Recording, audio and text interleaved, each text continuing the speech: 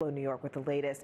Marissa, you have been traveling, you've been traveling the roads, you've been doing live shots from the car. You've really kind of watched this storm since the beginning. And the thing that's shocking about the story is the loss of life, because this is Buffalo. I mean, Buffalo gets a lot of snow. Buffalo does snow. This is something that they're used to. Do officials expect that this already surprising death toll will continue to rise? And what are they telling people who live there right now?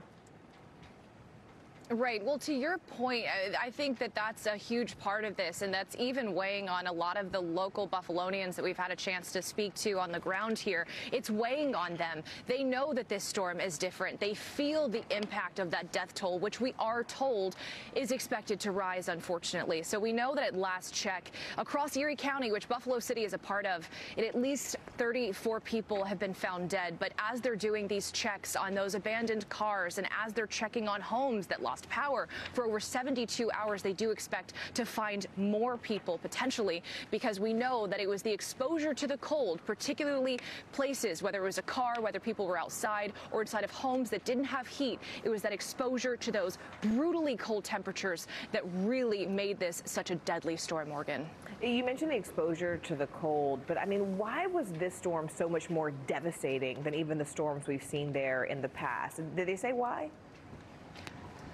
Right. So I think it's a combination of factors. So we were here about a month ago, and we actually saw more snow totals when you look at the greater Buffalo area. We saw more snow the last time about a month ago. And of the people who died, it was from cardiac arrest as they were shoveling the snow because it was so heavy. But here, it's those cold temperatures. We saw negative 20-degree temperatures with wind chills, gusts of upwards of 70 miles per hour at its peak. So you got to imagine how difficult it is to survive something like that, especially this time when people didn't have power for several days. There are still upwards of 800 people who don't have power. But at least right now, Morgan, we're looking at warming temperatures. You can probably hear and see some of that snow melting around us. It almost feels like rain, which means the snow is on its way to melting. However, the bad side of that is flooding is the next major concern around here.